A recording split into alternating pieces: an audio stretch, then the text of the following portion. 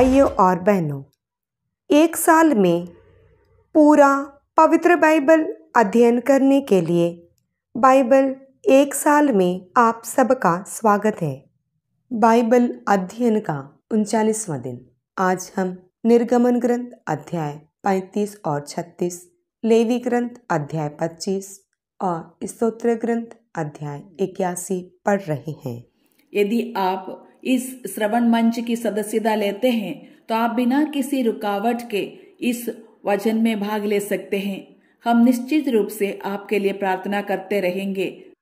जब हम वचन पढ़ते हैं तो वचन हमसे बात करता है। तो आइए हम वचन पढ़ना शुरू करते हैं। निर्गमन ग्रंथ अध्याय 35।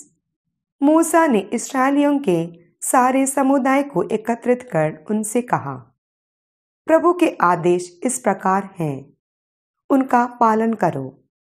4 दिन तक काम किया जाए और 7वें दिन तुम विश्राम दिवस मनाओ।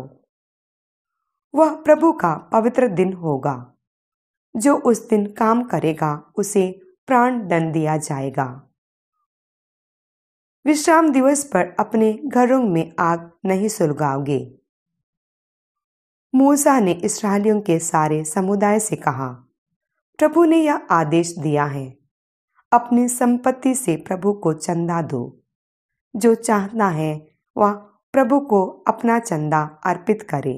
सोना, चांदी और कांसा, नीले, बैगनी और लाल रंग के कपड़े और छालटी, बकरी के बाल, मेढ़ों की सींची हुई लाल खालें और सूस की खालें, बबूल की लकड़ी, दीपक के लिए तेल, अभ्यंजन के तेल और सुगंधित लोबान के लिए मसाले, एफोद और वक्षपेटिका में लगाने के लिए सुलेमानी और अन्य मणियां। तुम में जो शिल्पकार हों वे आकर प्रभु के आदेश के अनुसार सब कुछ तैयार करें। निवास, उसका तंबू और उसका आवरण, अकूड़े, चौखटें और छड़, उसके खूंटे और उसकी कुर्सियां, मंजूषा और उसके डंडे, छादन फलक और उसका पर्दा, मेज, उसके डंडे और उसका सब सामान, भेंट की रोटियां, पात्रों और दीपकों के साथ दीप वृक्ष और दीपकों के लिए तेल, डंडों के साथ धूप वेदी, अभ्यंजन का तेल और सुगंधित लोबान, निवास के द्वार पर का पर्दा, कांसे की झंझरी के साथ बलिवेदी, उसके डंडे और उसका सब सामान, चिलमची और उसकी चौकी, आंगन के पर्दे, उसके खूंटे, उसकी कुर्सियां और आंगन के द्वार के लिए पर्दा, तंबू की कुर्सियां, तंबू की खूंटियां और उसके साथ की आवश्यक रस्सियां, पवित्र स्थान की सेवा के उपयोगी बुने हुए वस्त्र, याजक हारून के पवित्र वस्त्र और उसके पुत्रों के वस्त्र, जिन्हें धारण कर वे याजकीय सेवा करें। इस पर इस्राएलियों का सारा समुदाय मूसा के पास से चला गया। बाद में जो लोग उदार थे वे स्वेच्छा से दर्शन कक्ष बनाने, उसकी सेवा के लिए और पवित्र वस्त्रों के लिए प्रभु को अपना चंदा देने आए। पुरुष और स्त्रियां समान रूप से स्वेच्छा से जुंगनू, बालियां, अंगूठियां, भुजबंद, सब प्रकार के स्वर्ण आभूषण ले आए। वे प्रभु को अपना सोना अर्पित करते थे। जिसके पास नीले, बैगनी और लाल रंग के कपड़े या छालटी के कपड़े या बकरी के बाल या मेढ़ों की सींची हुई खालें या सूस की खालें थीं, वह उन्हें ले आया। जो चांदी या कांसे की भेंट दे सकता था वह भी उसे प्रभु के लिए भेंट स्वरूप लाया। जिसके पास उपयोग के योग्य बबूल की लकड़ी थी वह उसे ले आया। सब निपुण स्त्रियां अपने हाथों से सूत कातती थीं और कातकर नीले, बैगनी और लाल रंग के कपड़े और छालटी के कपड़े लाती थीं। और जिन स्त्रियों को बकरी के बाल काटना आता था उन्होंने उन्हें काता।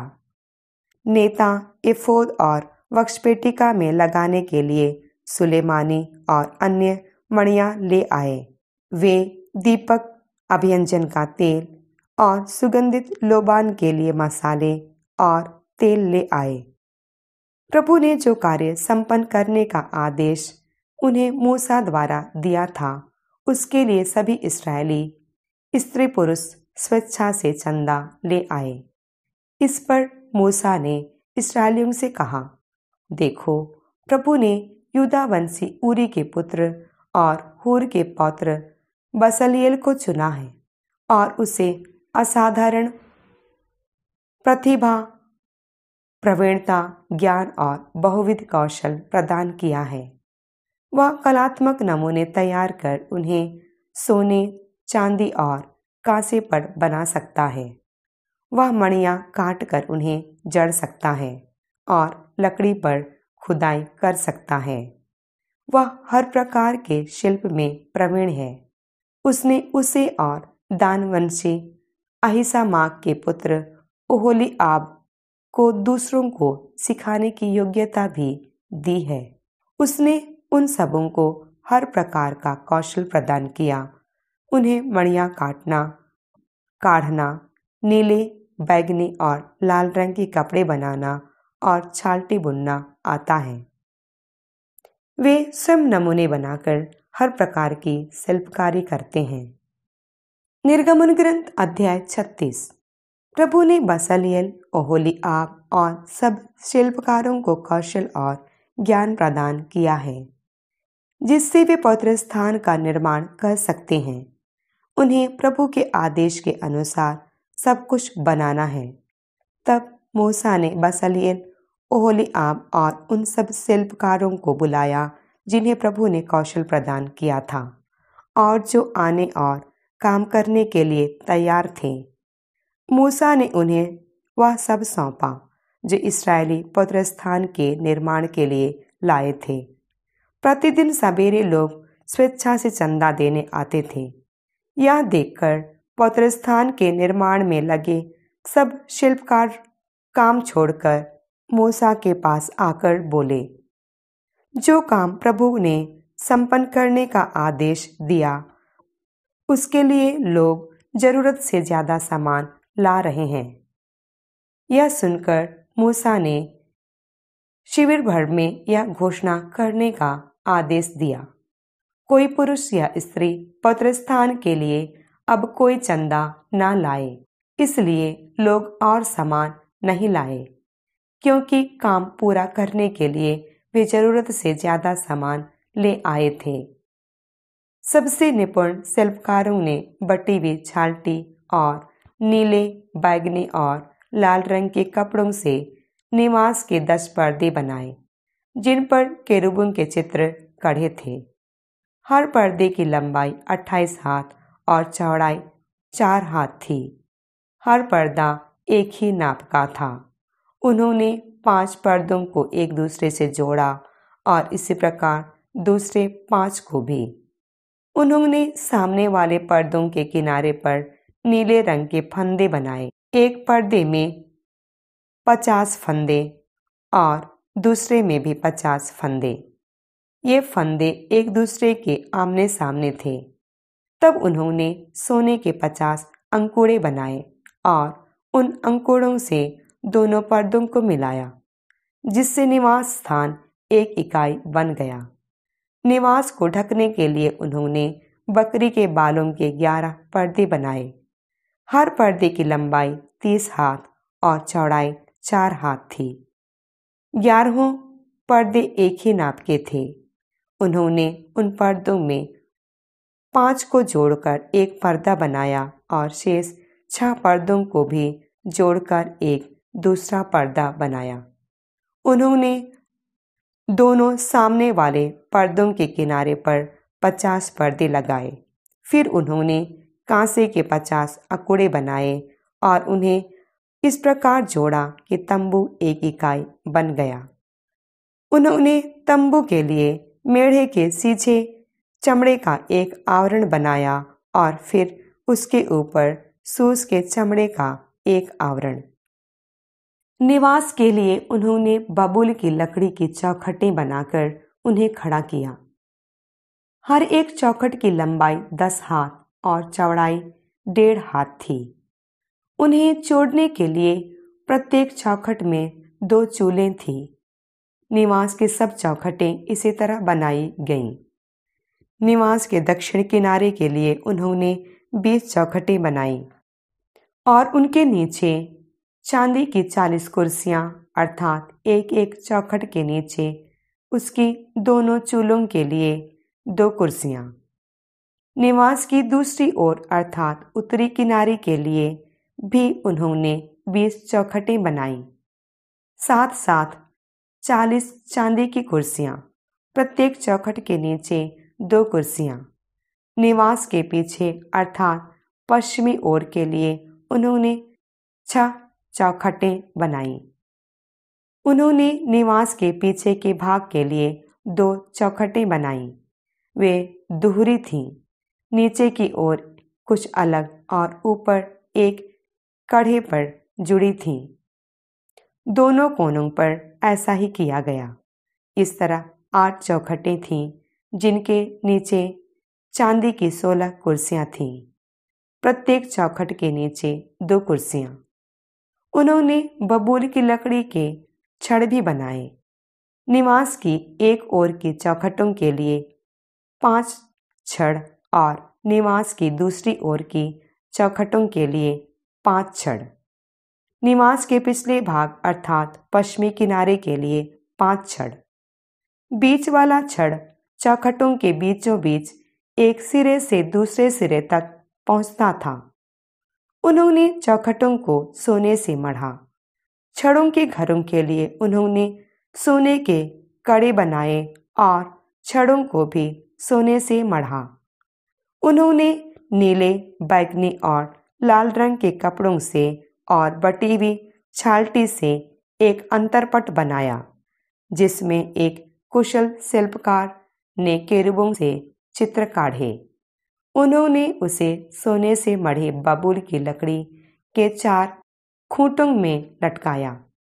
वे खूंटे चांदी की 4 कुर्सियों पर खड़े थे और सोने के अकुड़ों में फंसे थे। निवास के द्वार के लिए उन्होंने नीले, बैंगनी और लाल कपड़े का तथा बटी हुई छालटी का एक पर्दा बनाया, जिसमें बेलबूटे कढ़े थे। उसे लटकाने के लिए उन्होंने 5 खूंटे और आवश्यक अंकुड़े बनाए। उन्होंने खूंटों का ऊपरी भाग और उनके अकुड़े सोने से मढ़े और उनके लिए कांसे की 5 कुर्सियां बनाईं। लेवी ग्रंथ अध्याय 25। प्रभु ने सिनाई पर्वत पर मूसा से कहा, इस्राएलियों से कहो कि जब तुम उस देश पहुंच जाओ जिसे मैं तुम्हें देने वाला हूं, तब वह देश प्रभु के आदर में विश्राम वर्ष मनाए।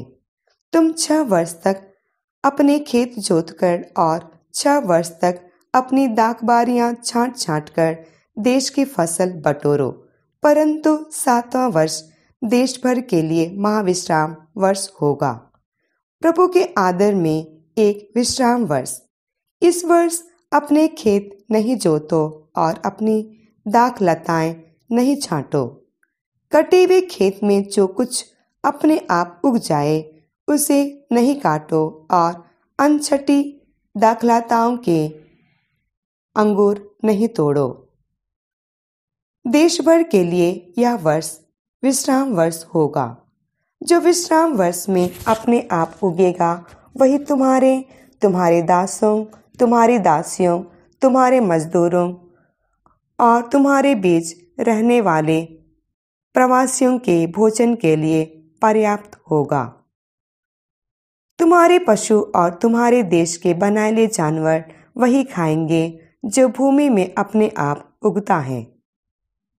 वर्ष के 7 सप्ताह अर्थात 7 बार 7 वर्ष, तदनुसार 49 वर्ष बीत जाने पर तुम 7वें महीने के 10वें दिन, प्रायश्चित के दिन, देश भर में तुरही बजवाओ। यह 50वां वर्ष तुम लोगों के लिए एक पुण्य वर्ष होगा। तुम देश में यह घोषित करोगे कि सभी निवासी अपने दासों को मुक्त कर दें। यह तुम्हारे लिए जयंती वर्ष होगा।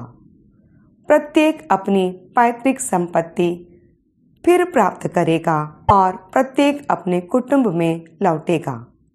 50वां वर्ष तुम्हारे लिए जयंती वर्ष होगा। इसमें तुम ना तो बीज बोओगे, ना पिछली फसल काटोगे और ना अनछटी दाखलताओं के अंगूर तोड़ोगे, क्योंकि यह जयंती वर्ष है। तुम इसे पवित्र मानोगे और खेत में अपने आप उगी हुई फसल खाओगे। इस जयंती वर्ष में प्रत्येक अपनी पैतृक संपत्ति फिर प्राप्त करेगा। जब तुम किसी देश भाई के हाथ कोई जमीन बेचते हो अथवा उससे खरीद लेते हो तो तुम एक दूसरे के साथ बेईमानी मत करो। जब तुम किसी देश भाई से कोई जमीन खरीदते हो तो इसका ध्यान रखो कि पिछले जयंती वर्ष के बाद कितने वर्ष बीत गए हैं और बाकी फसलों की संख्या के अनुसार बेचने वाले को विक्रय मूल्य निर्धारित करना चाहिए। जब अधिक वर्ष बाकी हों तो मूल्य अधिक होगा और यदि कम वर्ष बाकी हों तो मूल्य कम होगा, क्योंकि वह तुम्हें फसलों की एक निश्चित संख्या बेचता है। तुम अपने देश भाई के साथ बेईमानी मत करो, बल्कि अपने ईश्वर पर श्रद्धा रखो, क्योंकि मैं तुम्हारा प्रभु ईश्वर हूँ। मेरे आदेशों और विधियों का पालन करो। ऐसा करने पर तुम देश में सुरक्षित निवास करते रहोगे। भूमि अच्छी फसल उत्पन्न करेगी, तुमको भरपूर भोजन मिलेगा और तुम देश में सुरक्षित निवास करोगे। यदि तुम पूछो कि 7वें वर्ष जब हम ना तो बीज बोएंगे और न फसल काटेंगे तो हम क्या खाएंगे, तो जान लो कि 6ठे वर्ष मेरे आशीर्वाद से फसल 3 वर्ष के लिए पर्याप्त होगी। जब तुम 8वें वर्ष बीज बोओगे उस समय पिछली फसल खाते रहोगे और 9वें वर्ष की नई फसल आने तक तुम पिछली फसल खाते रहोगे। तुम भूमि स्थायी रूप से नहीं बेचोगे, क्योंकि भूमि मेरी है। तुम उसमें परदेशी और अतिथि मात्र हो। तुमको अपनी बेची जमीन को छुड़ाने का अधिकार रहेगा। यदि तुम्हारे भाई को ऋण के कारण अपनी जमीन से कुछ बेचना पड़ता है तो उसके सबसे निकट संबंधी को अपने भाई की बेची जमीन फिर से खरीदनी है। यदि उसका कोई नहीं हो जो जमीन छुड़ा सके, लेकिन उसकी अपनी आर्थिक स्थिति सुधरे और वह अपनी जमीन फिर से खरीदने में समर्थ हो जाए, तो वह बिक्री के बाद के वर्षों की फसलों का मूल्य निर्धारित करे, उसे विक्रय मूल्य से घटाए और शेष रकम खरीदार को दे। इस प्रकार वह अपनी जमीन फिर प्राप्त कर सकता है। यदि वह जमीन छुड़ाने में असमर्थ हो तो जयंती वर्ष तक बेची जमीन पर खरीदार का अधिकार रहेगा। जयंती वर्ष में जमीन अपने आप मुक्त हो जाएगी और उस पर फिर उसका अधिकार हो जाएगा। यदि कोई व्यक्ति 4 दीवारी वाले नगर में एक मकान बेचे तो वह उसे केवल बिक्री के 1 वर्ष के अंदर फिर से खरीद सकता है। केवल उसी अवधि के अंदर वह उसे फिर से खरीद सकता है। यदि 4 दीवारी वाले नगर का मकान 1 वर्ष के अंदर फिर से नहीं खरीदा गया हो तो उस पर सदा के लिए खरीदार और उसके वंशजों का अधिकार रहेगा। फिर से खरीदने की अवधि बीत गई और वह मकान जयंती वर्ष में भी मुक्त नहीं होगा, परंतु मकान ऐसे गांव में है जिनकी 4 दीवारी नहीं है तो वे खेतों की तरह ही समझे जाएंगे। वे फिर से खरीदे जा सकते हैं। जयंती वर्ष में वे मुक्त हो जाते हैं। लेवियों के नगरों में जो मकान है, लेवी लोग उन्हें किसी भी समय फिर से खरीद सकते हैं। यदि कोई लेवी अपने बेचे मकान को फिर से नहीं खरीदेगा तो वह मकान जयंती वर्ष में मुक्त हो जाएगा, क्योंकि इस्राएल देश में लेवियों के नगरों के मकान उनकी निजी संपत्ति समझे जाते हैं। उनके नगरों के आसपास की चारागाह नहीं बेचे जा सकते हैं, क्योंकि उन पर उनका चिरस्थायी अधिकार है। यदि तुम में कोई भाई इतना निर्धन हो जाए कि वह अपना निर्वाह ना कर सके, तो तुम उसकी सहायता करो, जिससे वह एक परदेसी या प्रवासी की तरह तुम्हारे पास रह सके। अपने ईश्वर पर श्रद्धा के कारण तुम उससे ना सूद लो और ना लाभ उठाओ, जिससे वह तुम्हारे बीच निवास कर सके। तुम जो द्रव्य उसे उधार दो, उसका ब्याज उससे नहीं लो और ना अधिक दामों पर उसे खाद्य पदार्थ दो। मैं प्रभु तुम्हारा वही ईश्वर हूँ, जो तुम्हें मिस्र देश से इसलिए निकाल लाया कि मैं तुम्हें कनान देश दे दूं और तुम्हारा ईश्वर हूँ। यदि तुम्हारे भाई बंधुओं में कोई इतना निर्धन हो जाता है कि वह अपने को तुम्हारे हाथ बेच देता है, तो उससे एक दास की तरह व्यवहार नहीं करोगे। वह तुम्हारे यहाँ एक मजदूर और प्रवासी की तरह रहे। वह जयंती वर्ष तक तुम्हारे यहाँ सेवा करे। इसके बाद वह मुक्त होकर अपने बाल बच्चों के साथ तुम्हारे यहाँ से जाकर अपने कुटुंब में रह सकता है। वह अपनी पैतृक संपत्ति दोबारा प्राप्त करेगा, क्योंकि वे सब मेरे सेवक हैं, जिन्हें मैं मिस्र देश से निकाल लाया हूँ। उनमें कोई भी दास की तरह नहीं बेचा जाएगा। अपने ईश्वर पर श्रद्धा के कारण तुम उससे कठोर व्यवहार नहीं करोगे। यदि तुम्हारे दास दासियों की आवश्यकता हो, तो तुम उन्हें आसपास के राष्ट्रों से खरीदोगे, अथवा तुम अपने साथ रहने वाले प्रवासियों को या उनके घर में पैदा हुए बच्चों को खरीदोगे। वे तुम्हारे दास बन सकते हैं और तुम उन्हें विरासत के रूप में अपने पुत्रों को दे सकते हो।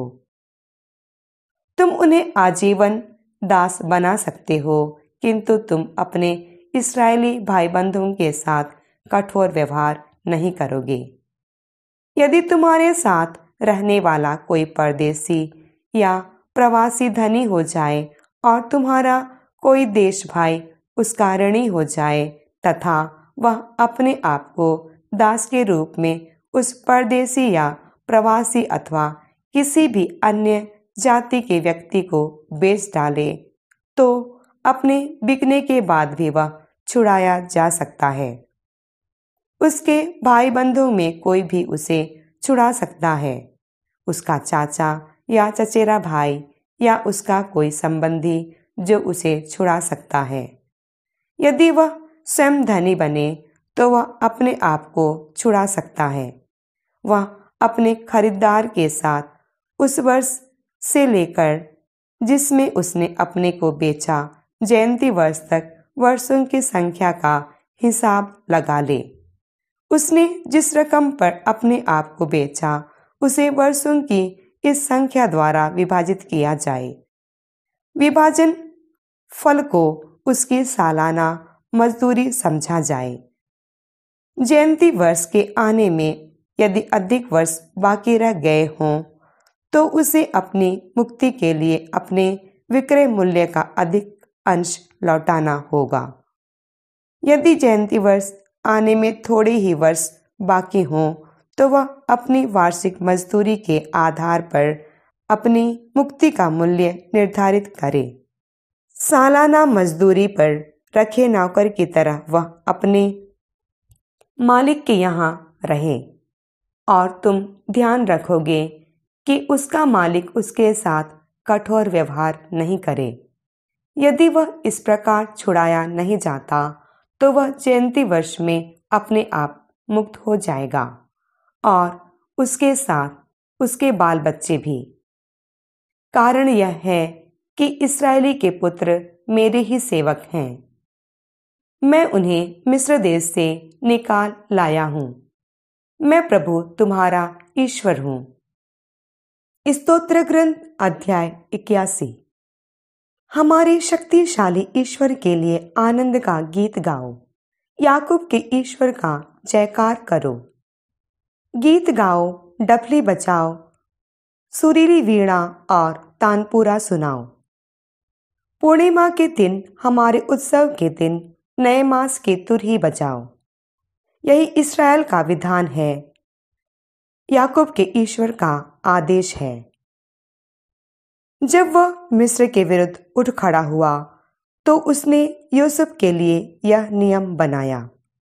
उसने एक अपरिचित वाणी को यह कहते सुना, मैंने उनके कंधों पर से भार उतारा और उनके हाथ टोकरों से मुक्त हो गए।